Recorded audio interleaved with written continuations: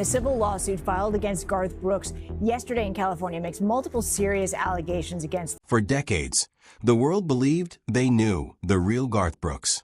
The cowboy hat, the record-breaking concerts, the voice that turned an Oklahoma dreamer into one of the biggest stars in music history. But behind the fame was a life marked by devastating loss, painful sacrifices, shocking accusations. A battle that no amount of fame could stop would forever change his life, and moments that nearly ended everything he had spent decades building. At 64, the story behind the legend is more heartbreaking and more complicated than anyone realized. What really happened to America's biggest country superstar? How it all began. Troy Garth Brooks was born on February 7, 1962, in Tulsa, Oklahoma, and grew up as the youngest of 6 children in Yukon, Oklahoma. Mother Colleen Carroll had once recorded for Capitol Records and performed on television during the 1950s, while Father Troy Raymond Brooks worked as a draftsman in the oil industry and taught young Garth the very first guitar chords at home. Family talent nights filled the household growing up, with music sitting right alongside a fierce work ethic passed down from 2 very different parents. One parent believed in dreaming big and encouraged every creative impulse without hesitation, while the other insisted that big dreams required serious, disciplined effort, a balance that shaped an entire future career in ways that became obvious only decades later. Sports came first during the high school years, with standout performances in baseball, football, and track. A track and field scholarship led to Oklahoma State University, where training in the javelin throw eventually gave way to something unexpected: regular performances in local clubs alongside college roommate Ty England, performances that revealed a genuine gift for connecting with a crowd. Banjo and guitar had already become familiar instruments by that point, learned right at the kitchen table years earlier during those family talent nights. A degree in advertising followed in 1984, a practical choice that honored the influence of a father who valued steady work over any kind of risky, artistic gamble. But the pull toward music never faded, and the road to Nashville was already calling louder than any classroom or office job ever could. The first trip to Nashville in 1985 ended in humiliation. Overwhelmed by rejection, the young performer packed up and drove back to Oklahoma after only 23 hours. A defeat that stung deeply but did not extinguish the dream. Marriage to college girlfriend Sandy Mal followed in 1986, along with continued performances on the local circuit while waiting for the right moment to try again. That moment arrived in 1987, when a permanent move to Nashville finally stuck for good. Every major label passed it first, but persistence eventually paid off at a songwriter showcase inside the legendary Bluebird Cafe in 1988, a tiny venue that had already launched several country careers before that fateful night. A Capitol Records executive named Lynn Schultz happened to be in the audience that night, originally there to scout a completely different performer who never even showed up. A signed record deal followed almost immediately afterward. The self-titled debut album arrived in April of 1989, blending traditional country with arena rock energy nobody had heard before. That first record produced an early #1 hit called If Tomorrow Never Comes and reached #2 on the Billboard Top Country Albums chart. The second album, No Fences, changed everything in 1990, spending 23 weeks at #1 and introducing the anthem Friends in Low Places to the entire world. Theatrical, high-energy stage shows followed soon after, complete with wireless headsets, dramatic entrances, and a level showmanship that turned ordinary country concerts into full-blown rock spectacles. The music video for the Thunder Rolls was pulled from both major country music channels for graphic content depicting domestic violence, a ban that only fueled public curiosity and pushed the song even higher up the charts. Album sales eventually climbed past 200 million units, making this the best-selling solo artist in the history of the United States. 2 Grammy Awards and 17 American Music Awards followed over the years, along with a record 7 wins for Country Music Association Entertainer of the Year, a total no other performer has ever matched. The marriage that changed everything. The meeting between Brooks and Sandy Mal happened at the Tumbleweed Ballroom in Stillwater, Oklahoma, of all places, during a fight inside the restroom that left Mal with a fist stuck in a wood panel while working as a bouncer at the venue. It was a strange beginning, But it led to something real that neither person expected walking into that night. Mal was grounded, smart, and refreshingly unimpressed by big ambitions, seeing a real person rather than a future star. Mal even earned songwriting credits on 2 early tracks, including I Have Got a Good Thing Going and the later hit That Summer, proving a genuine creative partnership existed long before any of the fame arrived. The wedding took place on May 24, 1986, right before the permanent move to Nashville began in earnest. 3 daughters followed over the next decade: Taylor Maine Pearl in 1992, August Anna in 1994, and Allie Colleen in 1996. Fatherhood became a defining source of joy, even as touring schedules made ordinary family life almost impossible to maintain at the same time. Brooks has often described those 3 girls as the single greatest accomplishment of an entire lifetime, far outweighing any award or record certification. Between 1989 and 1993, up to 300 days a year were spent away from home on the road. Mal was left managing school drop-offs, doctor appointments, and sleepless nights almost entirely alone, while a husband performed in front of screaming crowds thousands of miles away. What looked like the happiest years of his career were quietly becoming the hardest years of his personal life. The collapse of the first marriage. Sandy Mal later explained in a 2019 documentary that a husband who came home from tour felt like a complete stranger. The person who left for the road was simply not the same person who walked back through the front door, and the emotional distance between 2 people who once shared everything kept growing wider with every passing tour. Weeks away turned into months, and every homecoming seemed to bring another award show or industry event demanding attention instead of family time. The constant agitation of millions of fans, combined with non-stop attention pulling in every direction, created a deep emotional and physical wedge that grew wider with every single tour cycle. Years later, Brooks openly admitted to not realizing just how difficult that isolation had been for Mal, having been swept up completely in the momentum of fame. A formal divorce filing came in Tennessee in November of 2000, citing irreconcilable differences after a lengthy separation. Speaking with Billboard at the time, Brooks explained that both sides had mutually agreed on the split and were focused entirely on shielding the children from unnecessary pain during the transition. The final settlement, made official on December 17, 2001, awarded Mal a reported $125 million, one of the most expensive celebrity divorces ever recorded at that point in history. Despite the painful ending, an unusually structured co-parenting arrangement kept both parents deeply involved, alternating custody every single day at 7 in the morning and 6 in the evening, without fail for over a decade. That consistency gave 3 daughters a stable childhood despite a very public and very expensive split between 2 parents who had once built an entire life together from nothing. Mother Colleen Carroll passed away from cancer on August 6, 1999. The same woman who had first inspired an entire music career from childhood onward by singing around the house and encouraging every ounce of natural talent. The loss was so devastating that it directly triggered a full retirement announcement for music, made official at a press conference inside a Nashville arena on October 26, 2000. In 2010, Father Troy Raymond Brooks Jr. passed away as well, a former oil field worker and United States Marine veteran who had taught strict discipline and a belief that nothing worth having ever came without real sacrifice. Losing both parents within a single decade stripped away 2 of the most important guiding voices in an entire lifetime.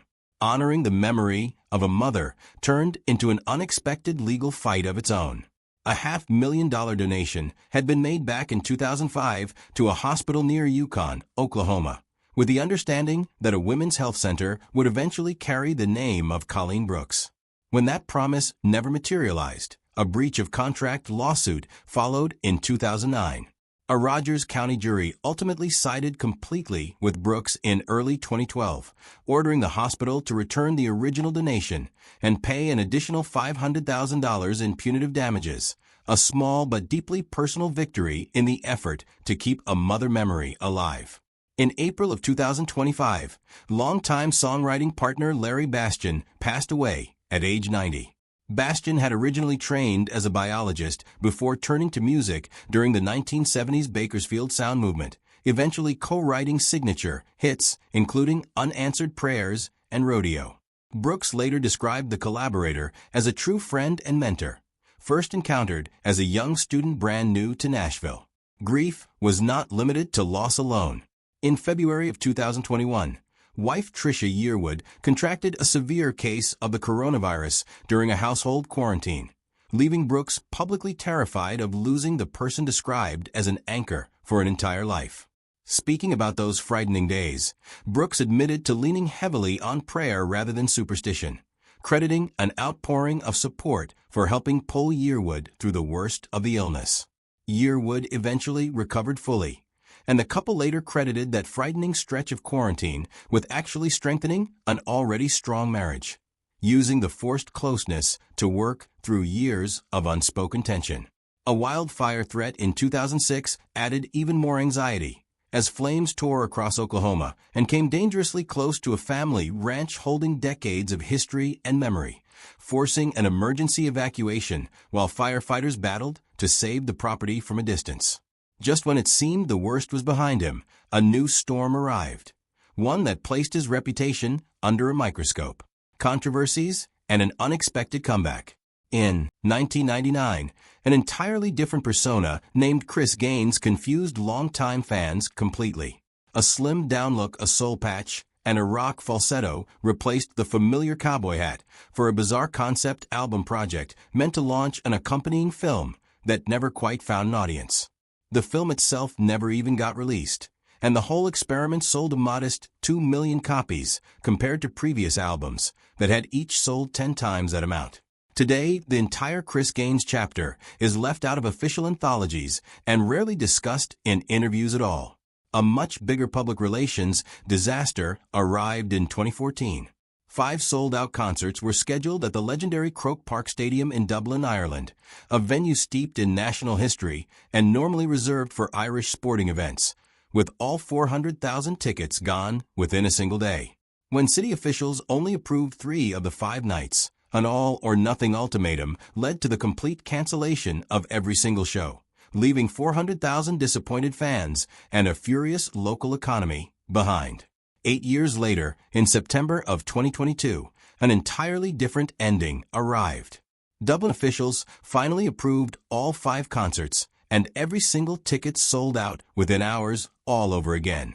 Brooks later admitted to taking 5 separate crying breaks during the very first show back, and local reviewers described a night filled with genuine emotion from a performer who had waited nearly a decade for a second chance. Fans who had held onto unused tickets from the canceled 2014 shows were given priority access, turning old heartbreak directly into new memories. What began as total heartbreak in 2014 eventually turned into one of the most celebrated comeback stories in modern touring history.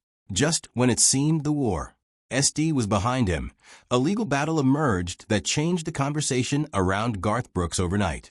The scandal nobody saw coming. In September of 2024, an anonymous lawsuit was filed in Mississippi under the pseudonym John Doe, seeking to block a woman identified only as Jane Roe from filing a separate complaint in California. According to that filing, Jane Roe had once worked as a hairstylist and makeup artist for both Brooks and wife Trisha Yearwood. The following month, Jane Roe filed a 27-page civil lawsuit in Los Angeles, alleging sexual assault on multiple occasions, including one incident inside a hotel suite during a 2019 trip connected to a Grammy tribute event. Brooks has denied every single allegation completely, calling the accusations an attempted extortion scheme and describing the entire ordeal as feeling like a weapon had been pointed directly at Brooks. Legal experts criticized the decision to publicly name the accuser in an amended filing, a move that sparked a fresh wave of public backlash. Attorneys for Jane Roe responded by seeking maximum sanctions, arguing the naming amounted to retaliation against an alleged victim of sexual violence. In an attempt to speed up proceedings, Brooks pointed to the death of a longtime publicist believed to be a key witness, arguing that fading memories made a faster resolution urgent. But an appeals court denied that request in May of 2026. As of the middle of 2026, the case remains unresolved. tied up in jurisdictional disputes between courts in Mississippi and California over which state should actually decide the underlying claims. No trial date has been confirmed, no settlement has been announced, and both sides continue standing firmly by their original positions after nearly 2 full years of filings and depositions. This is a civil case, not a criminal one, and Brooks maintains complete innocence throughout every stage of the ongoing legal process. Garth Brooks, at 64. A second love story began quietly back in 1987, long before either performer became famous, when Brooks and future country star Trisha Yearwood met inside an attic studio for songwriters and recorded a demo together as friends while both were still married to other people. Years later, following 2 separate divorces, that friendship grew into something deeper, leading to an on-stage proposal at Buck Owens' Crystal Palace in Bakersfield, California, in front of a cheering crowd who had no idea history was about to happen right in front of them. The wedding took place on December 10, 2005. Retirement from full-time touring lasted from 2000 until 2005, spent entirely inside a modest ranch house in Oklahoma. School drop-offs, packed lunches, and youth sports practices replaced sold-out stadiums completely, a trade Brooks has called one of the greatest gifts of an entire life rather than any kind of sacrifice at all. The return to full-time performing eventually produced a stadium tour drawing an average of 95,000 fans per city across a cumulative audience near 3 million people, following an earlier arena tour with Trisha Yearwood that sold more than 6 million tickets across 3.5 years on the road. A Las Vegas residency at the Coliseum inside Caesar's Palace sold 99% of every available ticket across 72 individual shows completed in early 2025. A Kennedy Center honor and the Library of Congress Gershwin Prize for Popular Song later joined a growing collection of lifetime achievement recognitions. Recent years brought remarkable new milestones, despite the ongoing legal cloud hanging overhead. In March of 2026, the Recording Industry Association of America officially confirmed a 10th Diamond certified album, an achievement no other recording artist in history has ever reached, earning the brand new Artist of a Lifetime award at that ceremony. Sold-out stadium shows in Milwaukee during June of 2026 were followed by a long-awaited return to British soil, headlining Hyde Park in London on June 27th, marking a first United Kingdom performance in nearly 3 decades. Ongoing pre-trial proceedings continue creating real stress behind the scenes, according to people close to the situation, even as public performances keep drawing massive, adoring crowds night after night. Time spent managing a Nashville entertainment venue called Friends in Low Places offers a quieter connection to the city that built an entire legacy, complete with a rooftop bar known as the Oasis, towering palm trees, and live music playing most evenings, a place where Brooks can greet fans and support local musicians away from courtrooms and touring schedules alike. At 64 years old, the story is far from any kind of fairy tale ending. But through devastating losses, public humiliation, an expensive divorce, and a legal battle still playing out in real time, one thing has remained constant: an absolute refusal to stop standing, singing, and moving forward. From a Tulsa hospital room to sold-out stadiums across the entire planet, the story of Garth Brooks has never been simple. What do you think the future holds for a legend still fighting for a legacy built over decades? Drop a comment down below, hit that like button, and subscribe for more real stories behind the biggest names in music.